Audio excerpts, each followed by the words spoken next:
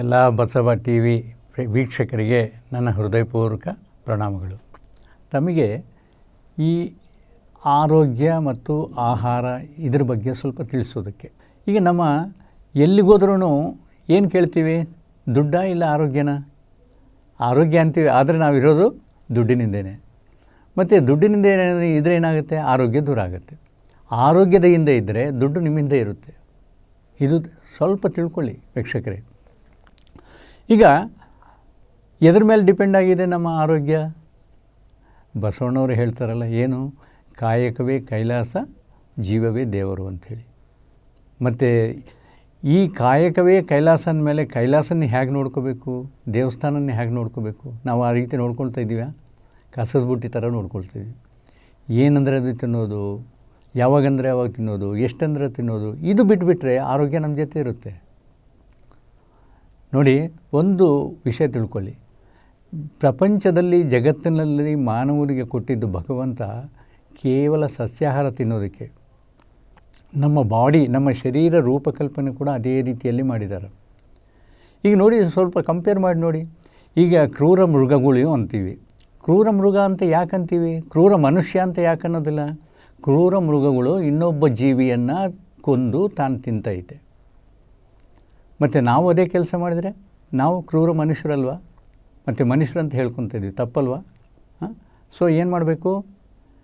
ಸಸ್ಯಾಹಾರ, ಸಸ್ಯಾಹಾರ, ಸಸ್ಯಾಹಾರ. ಅದು ನಮಗೆ ಕೊಟ್ಟಿದ್ದು ಭಗವಂತ. ಅದನ್ನು ಮರೆತುಬಿಟ್ಟು ಏನೇನೋ ಯಾವ ಜೀವಿ ಸಿಕ್ಕರೆ ಆ ಜೀವಿನೆಲ್ಲ ತಿಂತಾಯಿದ್ವಿ. ಎಷ್ಟು ತಪ್ಪದು? ಈಗ ನಾವು ಹೇಳಕ್ಕೆ ಹೋಗ್ತೀವಿ ಯಾರಿಗೆ? ಮಾಂಸಾಹಾರ ತಿನ್ನೋರಿಗೆ. ಇನ್ನೊಂದು ವಿಷಯ ತಮಗೆ ಗಮನಕ್ಕೆ, ಮಾಂಸಾಹಾರ ಅಂತೀವಲ್ಲ, ತಪ್ಪೋದು. ಅದು ಆಹಾರ ಅಲ್ಲದ ಮೇಲೆ ಮಾಂಸಾಹಾರ ಅಂತ ಯಾಕೆ ಅನ್ಬೇಕು? ಮಾಂಸ ಅನ್ಬೇಕಷ್ಟೇ, ಆಹಾರ ಅಲ್ಲದು. ಸೊ ಆ ಮಾಂಸ ತಿನ್ನೋರಿಗೆ ನಾವು ಅಪ್ಪ ಇದು ತಿನ್ನಬಾರ್ದು, ಚೆನ್ನಾಗಿಲ್ಲ ಇದು ಅಂತ ಹೇಳಿದರೆ ಇಮಿಡಿಯೇಟ್ಲಿ ಅವ್ರ ರೆಸ್ಪಾನ್ಸ್ ಏನಾಗುತ್ತೆ ಗೊತ್ತಾ? ನಿಮಗೇನು ಗೊತ್ತ್ರಿ ಅದು? ಅದರಲ್ಲಿರೋ ಟೇಸ್ಟು, ಅದರಲ್ಲಿರೋ ಶಕ್ತಿ ಅಂತ ಹೇಳ್ತಾರೆ. ಇಮಿಡಿಯೇಟ್ಲಿ ಬಾಯಿ ಮುಚ್ಚಿಬಿಡ್ತೀವಿ ನಾವು. ಅದಕ್ಕಾಗಿ ನಾವೇನು ಹೇಳಬೇಕು? ಮಾಂಸ ತಿನ್ನೋವರಿಗೆ, ಅಪ್ಪ ನೀವು ತಿನ್ನೋ ಈ ಮಾಂಸ ಏನು ದುಷ್ಪರಿಣಾಮ ಆಗಿದೆ, ಯಾವ ರೀತಿ ಇದೆ ಎಂಬುದು ತಿಳ್ಕೊಳ್ಳಿ. ತಿಳ್ಕೊಂಡ ಮೇಲೆ ನಿಮಗೆ ಇಷ್ಟವಾದರೆ ನೀವು ತಿನ್ನಿ, ನಮ್ಮದೇನು ಅಬ್ಜೆಕ್ಷನ್ ಇಲ್ಲ. ನಿಮ್ಮ ಇಷ್ಟ ಬಂದಂಗೆ ಮಾಡ್ಬೋದು. ನಮ್ಮ ನಿರ್ಣಯ ಬೇಡ, ನಿಮ್ಮ ನಿರ್ಣಯ ಇರಲಿ. ನಿಮ್ಮಷ್ಟಿಗೆ ನೀವು ಬಿಡಬೇಕಾಗಲಿ, ನಾವು ಹೇಳಿದ್ದೀವಿ ಅಂತ ಬಿಡೋದು ಬೇಡ. ಮತ್ತು ಏನಿದೆ? ಆಹಾರ, ಮಾಂಸ. ರುಚಿ ಇದೆಯಾ ಅದರಲ್ಲಿ? ರುಚಿ ಇದೆ ಅಂತೀರಿ. ಯಾವ ರುಚಿ ಇದೆ ಹೇಳಿ? ಈಗ ಕ್ರೂರ ಮೃಗಗಳು ಯಾವ ರೀತಿ ತಿಂತಾವೋ ಆ ರೀತಿ ಹಸಿ ಮಾಂಸ ನಿಮಗೆ ತಿನ್ನಲಿಕ್ಕಾಗತ್ತಾ? ಆಗಲ್ಲ. ಮತ್ತು ರುಚಿ ಎಲ್ಲಿಂದ ಬರ್ತಾಯಿದೆ? ನೀವು ಆ್ಯಡ್ ಮಾಡೋ, ನೀವು ಸೇರಿಸೋ ಸ್ಪೈಸಿ ಅಂದರೆ ಏನು? ಆಹಾರ ಪದಾರ್ಥಗಳು ಬೇರೆ ಇದಾವಲ್ಲ, ಮಸಾಲ ದಿನಸುಗಳು, ಅದು ಆ್ಯಡ್ ಮಾಡಿದರೆ, ಅದು ಸೇರಿಸಿದರೆ ಅದು ರುಚಿಯಾಗಿದೆ. ಹಸಿ ಮಾಂಸ ರುಚಿ ಇಲ್ಲ. ಮತ್ತು ಶಕ್ತಿ ಅಂತೀರ. ಶಕ್ತಿ ಅದರಲ್ಲಿ ಇದೆ ಅಂತಂದರೆ ಮತ್ತು ಆನೆ ಏನು ತಿಂತ ಇದೆ? ಅಷ್ಟು ಶಕ್ತಿ ಬಲಿಷ್ಠವಾಗಿದೆ. ಕುದುರೆ ಏನು ತಿಂತ ಇದೆ? ಅಷ್ಟು ಬಲಿಷ್ಠವಾಗಿದೆ. ಖಡ್ಗಮೃಗ ಯಾವ ರೀತಿ ಇದೆ? ಎಷ್ಟು ಬಲಿಷ್ಠವಾಗಿದೆ. ಅದೇನು ತಿಂತ ಇದೆ? ಕೇವಲ ಸಸ್ಯಾಹಾರ, ಹುಲ್ಲು ತಿಂತ ಇದೆ. ಆದ್ರೂ ಅಷ್ಟು ಬಲಿಷ್ಠವಾಗಿದೆ ಅಂತಂದರೆ ಅದರ ಅರ್ಥ ಏನು? ಭಗವಂತ ಪ್ರತಿಯೊಂದು ಪ್ರಾಣಿಗೆ ಒಂದು ಜೀನ್ಸ್, ಒಂದು ರೂಪಕಲ್ಪನೆ ಮಾಡಿದ್ದಾನೆ. ಇವನು ಯಾವ ರೀತಿ ಇರಬೇಕು, ಎಷ್ಟು ತಿನ್ನಬೇಕು, ಯಾವಾಗ ತಿನ್ನಬೇಕು, ಏನು ತಿಂದರೆ ಚೆನ್ನಾಗಿರುತ್ತೆ ಅಂಥೇಳಿ. ಅದು ಗೊತ್ತಿಲ್ಲದೆ ಮತ್ತು ನಾವು ತಿಂದರೆ ಅದರಲ್ಲಿ ಮತ್ತು ನಾನು ಹೇಳಿದ ಪ್ರಕಾರ ಶಕ್ತಿ ಇಲ್ಲ, ರುಚಿ ಇಲ್ಲ. ಮತ್ತು ಯಾಕೆ ತಿನ್ನಬೇಕು? ಯೋಚನೆ ಮಾಡಿ. ಆಯಿತು, ಈ ಎರಡು ಅಂಶ ಬಿಟ್ಟರೆ ಇನ್ನೂ ಕೆಲವೊಂದು ಅಂಶಗಳು ಹೇಳ್ತೀನಿ. ಈಗ ಒಂದು ದೊಡ್ಡ ಹಾಲ್ನಲ್ಲಿ ಒಂದು 10 ಪ್ಲೇಟ್ಗಳಲ್ಲಿ ಹಸಿ ಮಾಂಸ ಇಟ್ಟಿದ್ದಾರೆ. ಒಂದು ಕುರಿದು, ಒಂದು ಎಮ್ಮೆದು, ಒಂದು ಇನ್ನು ಬೇರೆ ಬೇರೆ ಚಿಕನ್ ಅಂತ ಕೋಳಿದು, ಇಂಥವೆಲ್ಲ ಇಟ್ಟಿದ್ದಾರೆ ಹಸಿ ಮಾಂಸ. ಮತ್ತು ಕೆಲವೊಂದು ಸೊಪ್ಪು ಕಟ್ಟೆಗಳು ಇಟ್ಟಿದ್ದಾರೆ, ಕೆಲವೊಂದು ಕಾಳಿಟ್ಟಿದ್ದಾರೆ. ಏನು? ಅಕ್ಕಿ, ಜೋಳ, ನವಣೆ ಮತ್ತು ಗೋಧಿ, ಹೆಸರು, ಇಂಥವೆಲ್ಲ ಇಟ್ಟಿದ್ದಾರೆ. ಇನ್ನು ಕೆಲವೊಂದು ಹಣ್ಣುಗಳು ಮತ್ತು ತರಕಾರಿ ಇಟ್ಟಿದ್ದಾರೆ. ಆ ಹಾಲಿಗೆ ಮೊದಲನಾಗಿ ಒಂದು ಹುಲಿಯನ್ನು, ಒಂದು ನಾಯಿನ, ಒಂದು ಬೆಕ್ಕನ್ನು ಹೊಳಗೆ ಕಳಿಸಿದ್ದೀವಿ. ಹಣ್ಣು ತಿಂತದ? ಇಲ್ಲ. ಕಾಳು ತಿಂತದ? ಇಲ್ಲ. ಮತ್ತು ಇವು ಸೊಪ್ಪು ತಿಂತದ ತಿನ್ನಲ್ಲ. ಎಲ್ಲಿಗೆ ಹೋಗ್ತಾವ? ಆ ಹಸಿ ಮಾಂಸದ ವಾಸನೆ ಬರ್ತಾಯಿದ್ರೆ ಫಸ್ಟ್ ಅಲ್ಲಿಗೆ ಹೋಗ್ತಾವ. ಇನ್ನೊಂದೇನು ಅಂತಂದರೆ ಆ ಮಾಂಸ ಇಲ್ಲಾಂದರೆ ಸಾಯ್ತಾವಾಗಲಿ ಬೇರೆ ಆಹಾರ ಮುಟ್ಟಲ್ಲ. ಹೌದಾ? ಮತ್ತು ಈಗ ಅದಾಯಿತು, ಮಾಂಸ ಯಾರು ತಿನ್ನೋದು ಇವು ಅಂತ ಗೊತ್ತಾಯಿತು. ಇನ್ನು ಈಗ ಒಂದು ಎಮ್ಮೆ, ಒಂದು ಕುರಿ, ಒಂದು ಹಸುವನ್ನು ಹೊಳಗೆ ಕಳಿಸಿದ್ದೀವಿ. ಎಲ್ಲಿಗೆ ಹೋಗ್ತಾವ?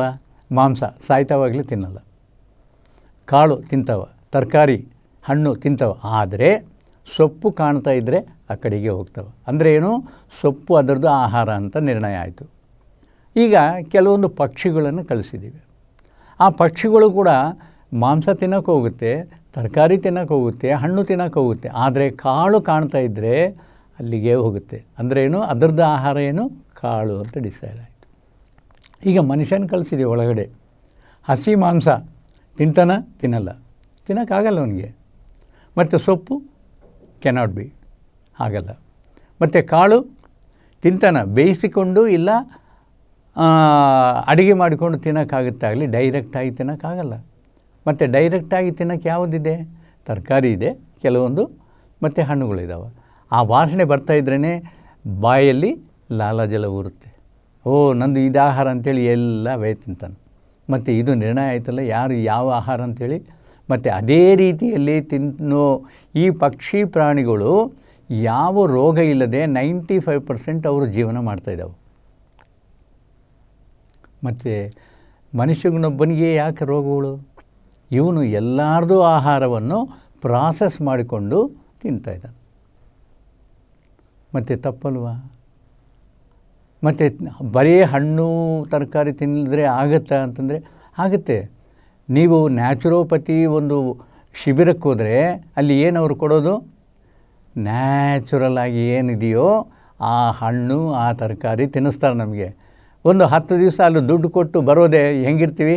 ಓ, ಭಾಳ ಚುರುಕಿರ್ತೀವಿ, ತುಂಬ ಚೆನ್ನಾಗಿತ್ತು, ಆರೋಗ್ಯ ಚೆನ್ನಾಗಿದೆ, ಬಾಡಿ ಎಲ್ಲ ಔರಾಗಿದೆ, ವೆಯ್ಟ್ ಕಡಿಮೆ ಆಗಿದ್ದೀನಿ, BP ಕಡಿಮೆ ಆಗಿದೆ, ಇವೆಲ್ಲ ಹೇಳ್ತೀವಲ್ಲ. ಮತ್ತು ನಮ್ಮ ಆಹಾರ ನಾವು ತಿಂದರೆ ಅದೇ ರೀತಿ ಇರ್ತೀವಿ. ಇಲ್ಲಿ ಬರೋದೇ ಮತ್ತೆ ಸ್ಟಾರ್ಟ್. ಮೆಣಸಿನಕಾಯಿ ಬಜ್ಜಿ ತಿಂತೀವಿ, ಮತ್ತು ಬಿರಿಯಾನಿ ತಿಂತೀವಿ, ಇವೆಲ್ಲ ತಿನ್ನೋದೇ ಮತ್ತು ಒಬೆಸಿಟಿ, ಕಾಯಿ ಬೆಳೆಯುತ್ತೆ. ಇನ್ನು BP, ಶುಗರು ಇವೆಲ್ಲ ನಾರ್ಮಲ್. ಮತ್ತು ನಾವು ಅಟ್ಲೀಸ್ಟ್ ಒಂದು ಸರಿ ಆದರೂ ದಿನಕ್ಕೆ ನಮಗೆ ಭಗವಂತ ಕೊಟ್ಟಿದ್ದ ಈ ಹಣ್ಣು ತರಕಾರಿ ತಿಂದರೆ ಯಾವ ರೀತಿ ಇರ್ತೀವೋ ಯೋಚನೆ ಮಾಡಿ. ಮತ್ತು ಅದು ಆ ಮಾಂಸಾಹಾರ ತಿನ್ನೋಕ್ಕೆ ನಮ್ಮ ಶರೀರ ರೂಪಕಲ್ಪನೆ ಮಾಡಿದ ನಮ್ಮ ಭಗವಂತ? ಇಲ್ಲ. ಅದಕ್ಕೆ ಕೋರ ಹಲ್ಲುಗಳಿದ್ದಾವೆ ಕ್ರೂರ ಮೃಗಗಳಿಗೆ, ನಮಗೆ ಇದಾವ? ಇಲ್ಲ. ಕರಳು ನಮ್ಮದೆಷ್ಟಿದೆ? 33 ಅಡಿ ಇದೆ. ಅದೇ ಇದಕ್ಕೆ ಹೋದರೆ ಬೆಕ್ಕಾಗಲಿ ಮತ್ತು ಹುಲಿ ಆಗಲಿ 3 ಅಡಿ ಇದೆ. ತಿಂದಿದ್ದ ಆಹಾರ ಬೇಗ ಜೀರ್ಣವಾಗುತ್ತೆ, ಅದಕ್ಕೆ ನಮಗೆ ಆಗಲ್ಲ. ನಾವೇ ಹೇಳ್ತೀವಿ ಸಸ್ಯಾಹಾರ ಎಷ್ಟು? 4-5 ಗಂಟೆಯಲ್ಲಿ ಜೀರ್ಣ ಆಗುತ್ತೆ. ಅದೇ ಮಾಂಸಾಹಾರ ಯಾವ ಡಾಕ್ಟರ್ ಕೇಳಿದ್ರೂ ಹೇಳ್ತಾರೆ 48 ಗಂಟೆಯಿಂದ 72 ಗಂಟೆ ಅಂಥೇಳಿ. ಈ ರೀತಿ ನಮಗೆ ರೂಪಕಲ್ಪನೆ ಮಾಡಿದ್ದ ಈ ಶರೀರವನ್ನು ಯಾವ ರೀತಿ ನೋಡ್ಕೋಬೇಕು ಎಂಬುದು ಗೊತ್ತಾಗದೆ ನಾವು ರೋಗಗಳನ್ನು ರೆಡ್ ಕಾರ್ಪೆಟ್ ಹಾಕಿ ಇನ್ವೈಟ್ ಮಾಡ್ತಾಯಿದ್ದೀವಿ, ದುಡ್ಡು ಕೊಟ್ಟು ಕೊಂಡ್ಕೊತಾ ಇದ್ದೀವಿ. ಒಂದು ಸಸ್ಯಾಹಾರ ಕೇವಲ ಸಸ್ಯಾಹಾರವೇ ಅಲ್ಲ, ಆ ಸಸ್ಯಾಹಾರಗಳಲ್ಲಿ ಕೂಡ ಸ್ಪೈಸಿಯಾಗಿ ಯಾವಾಗಲೂ ಸಿಹಿ ತಿನ್ಬೋದು, ಮತ್ತು ಆ ಸ್ಪೈಸಿನಲ್ಲಿ ಅಜಿನೋಮೋಟೊ ಕಲ್ತಿದ್ದ ಆಹಾರ ತಿನ್ಬೋದು, ದುಷ್ಪರಿಣಾಮ ಕೊಡುತ್ತೆ. ಸೊ ಇದು ವಿಷಯ. ಇನ್ನೊಂದು ಉದಾಹರಣೆ ಹೇಳ್ತೀನಿ. ಈಗ ಪ್ರತಿ ಡಾಕ್ಟರು ನಮಗೆ ಗೊತ್ತಿದೆ ಏನು, ಮಾಂಸಾಹಾರ ತಿಂದರೆ 48 ಗಂಟೆಯಿಂದ 72 ಗಂಟೆ ಆಗುತ್ತೆ ಅಂಥೇಳಿ. ಓಕೆ, ಸರಿ. ಈಗ ನಮ್ಮ ಮನೆಯಲ್ಲಿ ಭಾಳ ಇಷ್ಟವಾದವರು ತೀರ್ಕೊಂಡಿದ್ದಾರೆ. ಎಷ್ಟು ಪ್ರೀತಿ ಅಂದರೆ ಅವರು ನಮ್ಮ ಜೀವನಕ್ಕೆಲ್ಲ ಒಂದು ದಾರಿ ತೋರಿಸಿದ್ದವರು, ನಮ್ಮ ಜೀವನ ರೂಪಕಲ್ಪನೆ ಮಾಡಿಕೊಟ್ಟಿದ್ದವರು ತೀರ್ಕೊಂಡಿದ್ದ ಮೇಲೆ ಎಷ್ಟು ಇಷ್ಟ ಇರುತ್ತೆ ಅವರ ಮೇಲೆ. ಆದರೂ ಅವರು ಶರೀರವನ್ನು ಮನೆಯಿಂದ ಆಚೆ ಕಡೆ ಇಡ್ತೀವಿ. ಯಾಕೆ ಇಡ್ತೀವಿ? 1 ಗಂಟೆ ಒಳಗೆ ಅಲ್ಲಿ ಆಚೆ ಕಡೆ ಇಡ್ತೀವಿ. ಯಾಕೆ? ಅದರಿಂದ ಕೆಟ್ಟು ವಾಸನೆ ಬರುತ್ತೆ, ಮತ್ತು ಮೂಗಿನಿಂದ ಕಿವಿಗಳಿಂದ ಏನೋ ರಸ ಬರುತ್ತೆ, ಬ್ಯಾಕ್ಟೀರಿಯಾ ಉದ್ಭವ ಆಗುತ್ತೆ ಅಂಥೇಳಿ ಒಂದು ಭಯದಿಂದ ಅಲ್ಲಿ ಇಡ್ತೀವಿ. ಹೌದಾ? ಮತ್ತು 1 ಗಂಟೆ ತಟ್ಟುಕೊಳ್ಳಲಿದ್ದ ನಿಮ್ಮ ಶರೀರ 48 ಗಂಟೆ ನಿಮ್ಮ ಹೊಟ್ಟೆಯಲ್ಲಿ ಅಂಥ ಆಹಾರವನ್ನು ನಾವು ಇಟ್ಟುಕೊಂಡ್ರೆ ಏನಾಗುತ್ತೆ? ಈ ವಾಸನೆ ಬರೋದು, ಈ ಬ್ಯಾಕ್ಟೀರಿಯಾ ಕ್ರಿಯೇಟ್ ಆಗೋದು ಒಬ್ಬ ಮನುಷ್ಯನಿಗೆ ಅಲ್ಲ, ಪ್ರತಿ ಪ್ರಾಣಿನೂ ಸತ್ತ ಮೇಲೆ ಇದೇ ರೀತಿ ಆಗುತ್ತಲ್ಲ. ನೀವು ನೋಡ್ತಾ ಇದ್ದೀರಲ್ಲ, ಯಾವುದನ್ನೋ ಒಂದು ಇಲಿನೋ ಯಾವುದೋ ಬೆಕ್ಕೋ ಸತ್ತೋಗಿದ್ರೆ ಎಷ್ಟು ವಾಸನೆ ಬರುತ್ತೆ. ಮತ್ತು ಅಂಥ ಬೆಕ್ಕೂ ಇಲ್ಲ, ಬೆಕ್ಕಂತರೂ ಬಿಟ್ಬಿಡಿ, ಕುರಿ, ಕೋಳಿ ಮತ್ತು ಎಮ್ಮೆ, ಹಸುವು ಇಂಥ ಮಾಂಸವನ್ನು ನೀವು ಹೊಟ್ಟೆಯಲ್ಲಿಟ್ಕೊಂಡ್ರೆ ಏನಾಗುತ್ತೆ? 48 ಗಂಟೆ ಕಾಲ, 72 ಗಂಟೆ ಕಾಲ. ಆಮೇಲೆ ಯಾವುದನ್ನು ಪ್ರಾಣಿ ಸತ್ತರೆ ಏನು ಮಾಡ್ತೀವಿ? ತಗೊಂಡೋಗಿ ಸ್ಮಶಾನದಲ್ಲಿ ಹೊಣ್ತೀವಿ, ಹೌದಾ ಇಲ್ವಾ? ಮತ್ತು ನಾವು ಬದುಕಿದ್ದ ಪ್ರಾಣಿಯನ್ನು ತಿಂತಾಯಿದ್ದೀವ, ಕೊಂದು ತಿಂತಾಯಿದ್ದೀವ, ಕೊಂದ ಮೇಲೆ ಅದು ಶವ ಆಯಿತು. ಮತ್ತು ಶವನ್ನು ಸ್ಮಶಾನದಲ್ಲಿಡೋದು ಬಿಟ್ಬಿಟ್ಟು ನಿಮ್ಮ ಹೊಟ್ಟೆಯಲ್ಲಿಟ್ಟರೆ ಇದನ್ನೇನು ಅನ್ನಬೇಕು? ಸ್ಮಶಾನ ಅನ್ನಬೇಕಾ? ಯೋಚನೆ ಮಾಡಿ. ಆಯಿತು. 48 ಗಂಟೆಯಿಂದ 72 ಗಂಟೆ ಕಾಲ ನಿಮ್ಮ ಹೊಟ್ಟೆಯಲ್ಲಿಟ್ಕೊಂಡ್ರೆ ಏನಾಗುತ್ತೆ ಎಂಬುದು ಒಂದು ಸಲ ನಿಧಾನವಾಗಿ ಯೋಚನೆ ಮಾಡಿ. ಅಯ್ಯೋ, ನಮ್ಮ ಹಿರಿಯರೆಲ್ಲ ತಿಂತಾಯಿದ್ರು, ಅವ್ರಿಗೇನಾಗಿದೆ? ಅವ್ರು ತಿನ್ನೋ ಕಾಲ ಅದು ಬೇರೆ ಇತ್ತು. ಈಗಿನ ಕಾಲದಲ್ಲಿ ನೋಡಿ ಹೇಗಾಗಿದೆಯೋ. ಪ್ರತಿಯೊಬ್ಬರು ಅವ್ರಿಗಲ್ಲಿ ತಟ್ಕೊಳ್ಳೋ ಶಕ್ತಿ ಶರೀರಕ್ಕೆ ಭಾಳ ಇತ್ತು, ನಮಗಿಲ್ಲ ಇವಾಗ. ಯಾಕೆಂದರೆ ಎಲ್ಲ ಕೆಮಿಕಲ್ ಫುಡ್ಡು. ಮತ್ತು ಈ ಕೆಮಿಕಲ್ ಫುಡ್ಡು ತಿಂದು ನಿಮಗೆ ಶಕ್ತಿ ಇಲ್ಲದ ಮೇಲೆ ಇಂಥ ಆಹಾರವನ್ನು ತಿಂದರೆ ಏನಾಗುತ್ತೆ ಎಂಬುದು ಯೋಚನೆ ಮಾಡಿ. ಪ್ರತಿ ಗ್ಯಾರಂಟಿ ಯಾವುದೋ ಒಂದು ನೆಗೆಟಿವ್ ಉದ್ಭವ ಹೊಟ್ಟೆಯಲ್ಲಿ ಆಗ್ತಾನೇ ಇರುತ್ತೆ, ಅದು ನಮಗೆ ಕಾಣೋದಿಲ್ಲ. ಯಾಕೆ? ಶರೀರದೊಳಗೆ ನೀವು ನೋಡೋಕ್ಕಾಗಲ್ಲ. 1 ಪೈಸಾ, 2 ಪೈಸಾ, 3 ಪೈಸಾ ಇಷ್ಟು ಇದು ಈ ರೀತಿಯಲ್ಲಿ ಒಂದು 50 ಪೈಸಾ ದಾಟಿದ ಮೇಲೆ ಯಾವುದೋ ಒಂದು ನೋವು, ಯಾವುದೋ ಒಂದು ರೋಗ. ಇನ್ನು ಡಾಕ್ಟ್ರುಗಳು ನಿಮಗೆ ಗೊತ್ತಿದೆ ಯಾವ ರೀತಿ ಅವರು ಡಯಾಗ್ನೋಸಿಸ್ ಮಾಡ್ತಾರೆ, ಏನು ಔಷಧಿ ಕೊಡ್ತಾಯಿದ್ದಾರೆ ಅಂಥೇಳಿ. ಈಗಿನ ಕಾಲದ್ದು ಗೊತ್ತಿದೆಯಲ್ಲ. ಮತ್ತು ಆ ರೀತಿಯಲ್ಲಿ ನಾವು ಡಾಕ್ಟರ್ ಪಾಲು, ಹಾಸ್ಪಿಟಲ್ ಪಾಲು ಆಗಬಾರ್ದು ಅಂತಂದರೆ ಸ್ವಲ್ಪ ಯೋಚನೆ ಮಾಡಿ. ಇದು ಆಹಾರ ನಮಗೆ ಆ್ಯಕ್ಚುಲಿ ಹೇಳಬೇಕು ಅಂತಂದರೆ ಈ ಮಾಂಸಾಹಾರ ಹೆಂಗೆ ಸ್ಟಾರ್ಟ್ ಆಯಿತು? ಹಳೆಯ ಕಾಲದಲ್ಲಿ ಆದಿಮಾನವನ್ನು ಕೊಂದು ಒಂದು ಪ್ರಾಣಿ ಅವನು ತಿಂತಾಯಿತ್ತು. ಅವನೇನು ಮಾಡ್ದ? ಆವಾಗಿನ ಕಾಲಕ್ಕೆ ಈ ಸಸ್ಯಾಹಾರ ಎಂಬೋ ಈ ಹಣ್ಣು, ತರಕಾರಿ ಮತ್ತು ಈ ಕಾಳು ಇಂಥವೆಲ್ಲ ಅವನಿಗೆ ಗೊತ್ತಿದ್ದಿಲ್ಲ. ಅವನು ಕೂಡ ಆ ಪ್ರಾಣಿಯನ್ನು ಕೊಂದು ಇನ್ನೊಂದು ಚಿಕ್ಕ ಪ್ರಾಣಿಯನ್ನು ಕೊಂದು ತಿಂತಾಯಿದ್ದ. ಆಗಿನ ಕಾಲಕ್ಕೆ ಸರಿ. ಈಗಿನ ಕಾಲಕ್ಕೆ ನಿಮಗೆಲ್ಲ ಸಸ್ಯಾಹಾರಿನಲ್ಲಿ ಏನೇನು ಇದ್ದಾವೆ, ಏನು ವಿಟಮಿನ್ಸ್ ಇದ್ದಾವೆ ಎಲ್ಲ ಸೈಂಟಿಸ್ಟ್ಗಳು, ಎಲ್ಲ ಡಾಕ್ಟ್ರುಗಳು ಹೇಳ್ತಾ ಇದ್ದಾರಲ್ಲ. ಮತ್ತು ಯಾಕೆ ನಾವು ಈ ಸಸ್ಯಾಹಾರಿಗಳ ಆಗಬಾರ್ದು? ಯೋಚನೆ ಮಾಡಿ. ಎಷ್ಟು ವಿಟಮಿನ್ಸ್ ಇದ್ದಾವೆ, ಎಷ್ಟು ಪ್ರೋಟೀನ್ಸ್ ಇದ್ದಾವೆ ಅಂತ ಎಲ್ಲ ಹೇಳ್ತಾ ಇದ್ದಾರೆ. ಮಾಂಸಾಹಾರಕ್ಕಂತೂ ಹೆಚ್ಚಿದ್ದಾವೆ ಅಂಥೇಳಿ. ಇನ್ನೂ ಕೆಲವೊಂದು ಡಾಕ್ಟರ್ಸನ್ನ ಕೇಳಿ ನಮಗೇನನ್ನ ರೋಗ ಬಂದಿದ್ದರೆ ಮಾಂಸ ತಿನ್ನಬೇಡ್ರಿ, ಮೊಟ್ಟೆ ತಿನ್ನಬೇಡ್ರಿ ಅಂತ ಯಾಕೆ ಹೇಳ್ತಾರೆ? ಯಾಕೆ ಹೇಳ್ತಾರೆ? ಯೋಚನೆ ಮಾಡಿ. ನಮ್ಮ ಹೊಟ್ಟೆಯಲ್ಲಿ ಜೀರ್ಣಾವಸ್ಥೆ ಸ್ವಲ್ಪ ಕೆಟ್ಟೋಗಿದೆ, ಮತ್ತು ಇದು ತಿಂದರೆ ಅವನಿಗೆ ಹಂಗೆ ಉಳಿಯುತ್ತೆ, ಏನೇನೋ ಸೈಡ್ ಎಫೆಕ್ಟ್ಸ್ ಆಗ್ತವೆ ಅಂಥೇಳಿ ಬೇಡ ಅಂತ ಹೇಳ್ತಾರೆ. ಮತ್ತು ಆ ಸೈಡ್ ಎಫೆಕ್ಟ್ಸ್ವರೆಗೆ ಯಾಕೆ ಹೋಗಬೇಕು? ಒಳ್ಳೆಯ ಆಹಾರ, ಸಸ್ಯಾಹಾರ ನಮಗೆ ಸಿಗುವಾಗ ಯೋಚನೆ ಮಾಡಿ. ಈಗ ನಮ್ಮ ಮನೆಯವರು ಬಜಾರಕ್ಕೆ ಹೋದರು, 1 kg ಟೊಮೊಟೊ ತೊಗೊಂಡ್ರು, 1 kg ಮಾಂಸ ತೊಗೊಂಡು ಬಂದರು ಮನೆಗೆ. ನಾವೇನು ಮಾಡ್ತಾಯಿದ್ವಿ? ಅಡುಗೆ ಮಾಡಬೇಕಲ್ಲ. ಟೊಮೊಟೊ ತೊಗೊಂಡ್ವಿ. ಆ kg ಟೊಮೊಟೊನಲ್ಲಿ 1-2 ಟೊಮೊಟೊ ಕೆಟ್ಟೋಗಿದ್ವು. ಏನು ಮಾಡ್ತಾರೆ ಅಮ್ಮವರು? ಬಿಸಾಕ್ತಾರೆ, ಹೌದಾ ಇಲ್ವಾ? ಅದೇ ರೀತಿ ಮನೆಯವರು ತಂದಿದ್ದ ಮಾಂಸ ಯಾವಾಗ ಕಟ್ ಮಾಡಿದಾರ ಅದಕ್ಕೇನನ್ನು ರೋಗ ಇತ್ತಂತೇಳಿ ಅಮ್ಮಗೆ ಗೊತ್ತಾಗುತ್ತಾ? ಮತ್ತು ರಿಸ್ಕ್ ತಗೊಳ್ತಾ ಇಲ್ವಾ? ಈಗಿನ ಕಾಲದಲ್ಲಿ ಹೇಗಿದೆ ಅಂತ ಗೊತ್ತಿದೆಯಲ್ಲ. ಯಾವಾಗೋ ಕಟ್ ಮಾಡ್ತಾರೆ, ಎಲ್ಲೋ ಫ್ರಿಜ್ನಲ್ಲಿ ಇಟ್ಟಿರ್ತಾರೆ. ಯಾರೂ ಲಾಸ್ ಮಾಡೋಕ್ಕೆ ತಯಾರಿಲ್ಲ. ಮತ್ತೇನು ಮಾಡ್ತಾರೆ? ರೋಗ ಇರಲಿ ಇನ್ನೊಂದಿರಲಿ ಅದನ್ನೇ ಕಟ್ ಮಾಡಿ ಮಾರ್ತಾಯಿದ್ದಾರೆ, ನಮಗೆ ಗೊತ್ತಾಗಲ್ಲ. ಇನ್ನು ಬಜಾರಲ್ಲಿ ಯಾವ ರೀತಿ ತಗಲಾಕಿರ್ತಾರೆ? ಹಣ್ಣುಗಳಾದರೆ ನೀವು ಧೂಳಿ ಇಂಥವೆಲ್ಲ ಬಿದ್ದಿದ್ದರೆ ಮನೆ ತಂದು ಜಸ್ಟ್ ಟ್ಯಾಪ್ ಹತ್ರ ವಾಶ್ ಮಾಡಿದರೆ ಹೋಗುತ್ತೆ. ಅದೇ ನೀವು ತಂದಿದ್ದ ಮಾಂಸ ಧೂಳು, ಬ್ಯಾಕ್ಟೀರಿಯಾ ಕೆಟ್ಟೋಗಿದ್ದು ಅದರ ಮೇಲೆ ಇದ್ದದ್ದನ್ನು ನೀವು ತೊಳೆದ್ರೆ ಹೋಗುತ್ತಾ? ರಿಸ್ಕ್ ಅಲ್ವಾ? ಯಾಕೆ ಮಾಡಬೇಕಿದೆಲ್ಲ? ನೆಕ್ಸ್ಟು, ನಾವು ತಿನ್ನೋ ಆಹಾರದಲ್ಲಿ ಮಾಂಸದಲ್ಲಿ ಯಾವುದು ಹೆಚ್ಚಿಗೆ ಪಬ್ಲಿಸಿಟಿ ಆಗ್ತಾ ಇರೋದು ಯಾವುದು? ಚಿಕನ್, ಕೋಳಿ. ಕೋಳಿ ನಮ್ಮ ಹಳೇ ಕಾಲದಲ್ಲಿ ನಾವು ನಮ್ಮ ಕೋಳಿಗಳನ್ನು ನೋಡಿದ್ರೆ ನೀವು ಹಿಡ್ಕೊಳ್ಳೋಕೆ ಹೋದರೆ 10 ನಿಮಿಷ ಸತಾಯಿಸುತ್ತೆ, ಗಿಡದ ಮೇಲೆ ಒಣಗಿ ಕೊಡುತ್ತೆ. ಈಗಿನ ಕಾಲದಲ್ಲಿ ಒಂದು ಪೌಲ್ಟ್ರಿ ಫಾರ್ಮ್ಗೆ ಹೋಗಿ ಒಂದು ಕೋಳಿಯನ್ನು ಕೆಳಗಿಳಿಸಿ ಒಂದು ಹೆಜ್ಜೆ ಹಾಕೋಕ್ಕೆ ಬರೋದಿಲ್ಲ. ಯಾಕೆ? ಅದರದ್ದು ಜೀವನ ಪೂರ್ತಿ ಆ ಪಂಜರದಲ್ಲೇ ಇರುತ್ತೆ, ಅದರಲ್ಲೇ ಅದರದ್ದು ಕೇಜ್ನಲ್ಲೇ ಇರುತ್ತೆ, ಅದರ ಜೀವನನೇ ಇದಾಯಿತು.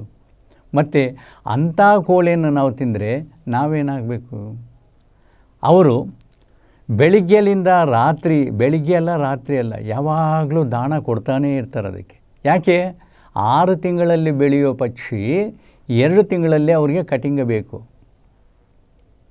ದುಡ್ಡು ಬೇಗ ಮಾಡಬೇಕು. ಮತ್ತೇನು ಮಾಡ್ತಾರೆ? ಬೆಳಗ್ಗೆ ತಿಂತೈತೆ. ಪಕ್ಷಿಗಳ ರೀತಿ ಏನು? ಸಂಜೆ ಆಗೋದೇ ಅಂದರೆ ಏನು, ಹಗಲು ಹೋಗೋದೇ ಅವು ತಿನ್ನೋಕ್ಕೆ ಹೋಗಲ್ಲ. ಮತ್ತು ಪೋಲ್ಟ್ರಿ ಫಾರ್ಮ್ಸ್ನಲ್ಲಿ ಏನು ಮಾಡ್ತಾಯಿದ್ದಾರೆ? ಲೈಟ್ ಹಾಕ್ತಾರೆ, ಪವರ್ಫುಲ್ ಲೈಟ್ಸ್. ಯಾಕೆ? ಅದಕ್ಕೆ ಗೊತ್ತಾಗಬೇಕು ಇನ್ನೂ ರಾತ್ರಿ ಆಗಿಲ್ಲ, ನಾವು ತಿನ್ಬೋದು ಅಂಥೇಳಿ ತಿಂತಾನೇ ಇರ್ತವೆ. ರಾತ್ರಿ ಹಗಲು ತಿಂದರೆ ಏನಾಗುತ್ತೆ? 6 ತಿಂಗಳಲ್ಲಿ ಬೆಳೆಯೋ ಪಕ್ಷಿ 2 ತಿಂಗಳೇ ರೆಡಿ ಆಗುತ್ತೆ. ಮತ್ತು ಆ 2 ತಿಂಗಳಲ್ಲಿ ರೆಡಿ ಆಗಬೇಕು ಅಂತಂದರೆ ಪರಿಪಕ್ವವಾಗಿ, ಅಂದರೆ ಏನು, ಮೂಳೆ ಎಷ್ಟು ಬೆಳಿಬೇಕು, ಮಾಂಸ ಎಷ್ಟು ಬೆಳಿಬೇಕು ಎಂಬುದು ಸರ್ಟನಿಟಿ ಇಲ್ಲ.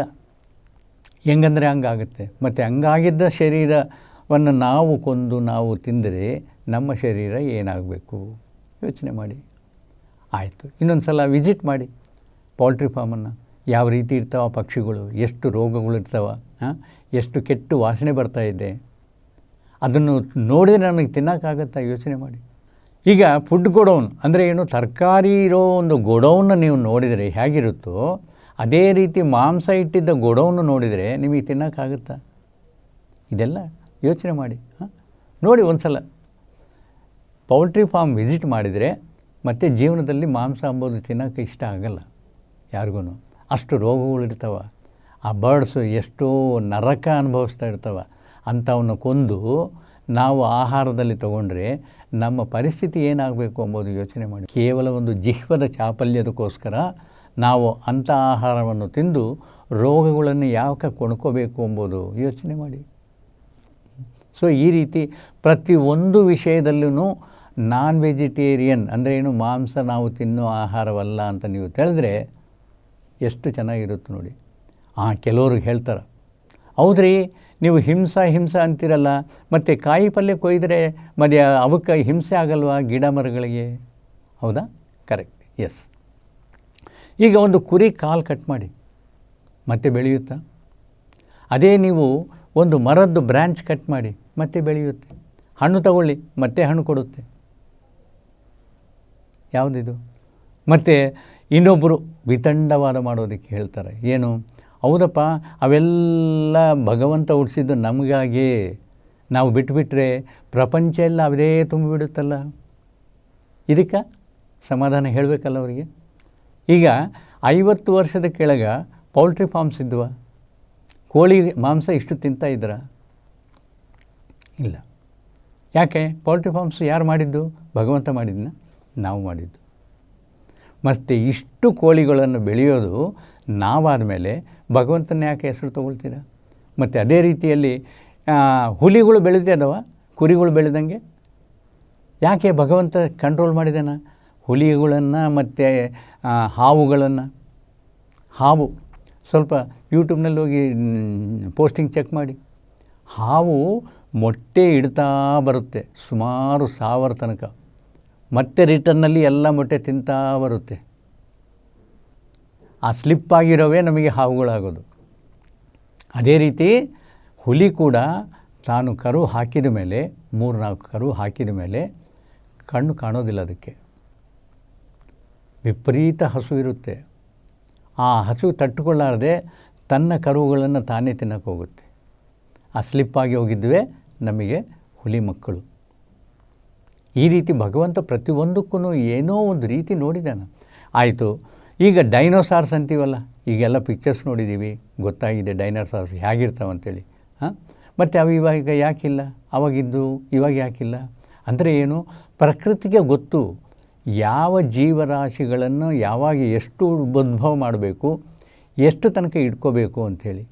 ಅವನ್ನೇನು ಮನುಷ್ಯರು ತಿಂದ ಮೇಲೆ ಅವೆಲ್ಲ ಸಮಾಪ್ತಿ ಆಗೋದ್ವಾ? ಇಲ್ಲ. ಪ್ರಕೃತಿ ನಿಯಮ ಅದು. ನಮಗೆ ಯಾಕದು? ಪ್ರಕೃತಿ ನೋಡ್ಕೊಳ್ಳುತ್ತೆ. ಎಷ್ಟು ಪರಿಮಾಣದಲ್ಲಿ ಅವನ್ನ ಬೆಳೆಸಬೇಕು, ಯಾವ ಜೀವಿ ಎಷ್ಟು ಸಂಖ್ಯೆಯಲ್ಲಿ ಇರಬೇಕು ಎಂಬುದು ನಮಗೆ ಬಿಟ್ಟಿದ್ದಲ್ಲ, ಭಗವಂತಗೆ ಬಿಟ್ಟಿದ್ದು. ಅವನು ನೋಡ್ಕೊಳ್ತಾನೆ. ಸೊ ಅದಕ್ಕಾಗಿ ಅದು ಯೋಚನೆ ಮಾಡಬೇಡಿ.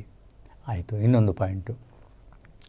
ಈಗ ನಮಗಂತೂ ಸ್ವಲ್ಪ ಸಿಕ್ಸ್ತ್ ಸೆನ್ಸು ಪ್ರಾಣಿಗಳಿಗೆ ಇರುತ್ತೆ, ನಿಮಗೆ ಗೊತ್ತಿದೆಯಾ? ಆಯಿತು, ಹೇಳ್ತೀನಿ. ಈಗ ಯಾವುದೋ ಒಂದು ಭೂಕಂಪ ಬರ್ತಾಯಿದೆ, ಒಂದು ಫ್ಲಡ್ ಬರ್ತಾಯಿದೆ, ನಿಮಗೆ ಯಾರು ಹೇಳಬೇಕು? ರೇಡಿಯೋದಲ್ಲಿ ಇಲ್ಲ ಟಿ ವಿನಲ್ಲಿ ಯಾರಾದರೂ ಒಂದು ಅದಕ್ಕಾಗಿ ಒಂದು ಡಿಪಾರ್ಟ್ಮೆಂಟ್ ಇದೆಯಲ್ಲ, ಮೆಟಲರ್ಜಿಕಲ್ ಡಿಪಾರ್ಟ್ಮೆಂಟ್, ಅವರು ನಿಮಗೆ ತಿಳಿಸ್ಬೇಕು. ಆವಾಗ ಏನೋ ಬರ್ತಾಯಿದ್ದಪ್ಪ, ನಾವು ಕೇರ್ಫುಲ್ಲಾಗಿರಬೇಕು ಅಂಥೇಳಿ. ಅವು ಕೂಡ ಎಷ್ಟು ಗ್ಯಾರಂಟಿ ಕೊಡ್ತಾವೋ ಗೊತ್ತಿಲ್ಲ. ಆದರೆ ಪ್ರಾಣಿಗಳು, ಪಕ್ಷಿಗಳು ಇಂಥ ಅನೂಹ್ಯವಾದ ಏನಾದರೂ ಒಂದು ಪರಿಣಾಮ ಆಗ್ತಾಯಿದೆ ಅಂತಂದರೆ ಅವು ಸೇಫ್ ಪ್ಲೇಸ್ಗೆ 2 ದಿವಸ ಮುಂಚೆನೇ ಹೋಗಿರ್ತವೆ, ಕಟ್ಟಿ ಹಾಕಲಿಲ್ಲ ಅಂತಂದರೆ. ನೋಡಿ, ತಿಳ್ಕೊಳ್ಳಿ. ಅದಕ್ಕೆ ಆ ಸೆನ್ಸ್ ಇದೆ, ಗ್ರಾಸ್ಪಿಂಗ್ ಕೆಪಾಸಿಟಿ, ನೇಚರ್ ಏನಾಗ್ತಾಯಿದೆ ಎಂಬುದು. ಸೊ ಆ ರೀತಿ ಅವಕ್ಕೆ ಸೆನ್ಸ್ ಇದ್ದ ಮೇಲೆ ಕಸಾಯಿಖಾನೆಯಲ್ಲಿ ಸಾಲಾಗಿ ನಿಲ್ಲಿಸಿ ಒಂದನ್ನು ಕಟ್ ಮಾಡ್ತಾಯಿದ್ರೆ, ಆ ಮುಂದದನ್ನು ಕಟ್ ಮಾಡ್ತಾಯಿದ್ರೆ ಹಿಂದೆ ಇರೋದಕ್ಕೆ ಅದಕ್ಕೆ ಅರ್ಥ ಆಗೋದಿಲ್ಲ, ನನ್ನ ಕೂಡ ಕಟ್ ಮಾಡ್ತಾಯಿದ್ದಾರಪ್ಪ ಅಂಥೇಳಿ. ಅದು ತಿಳಿದ ಮೇಲೆ ಅದೇನು ಅನ್ನಿಸ್ತೈತೆ? ಓಡೋಗಬೇಕು ಅಂಥೇಳಿ. ಓಡೋಗಬೇಕು ಅಂತಂದರೆ ಆಗಲ್ಲ. ಮತ್ತು ವಿಪರೀತವಾದ ಭಯ ಬರುತ್ತೆ. ಆ ಭಯದಲ್ಲಿ ಒಂದು ಸ್ಲೋ ಪಾಯ್ಸನ್ ಎಂಬ ಒಂದು ಹಾರ್ಮೋನ್ ರಿಲೀಸ್ ಆಗಿ ಆ ಶರೀರಕ್ಕೆಲ್ಲ ಹತ್ಕೊಂಡಿರುತ್ತೆ. ಸಸ್ಯಾಹಾರಿಗಳಾದರೆ ಎಲ್ಲ ಪ್ರಕೃತಿ ಚೆನ್ನಾಗಿರುತ್ತೆ. ಪ್ರಕೃತಿ ಚೆನ್ನಾಗಿದ್ದರೆ ನಾವು ಚೆನ್ನಾಗಿರ್ತೀವಿ. ನಮಸ್ಕಾರ.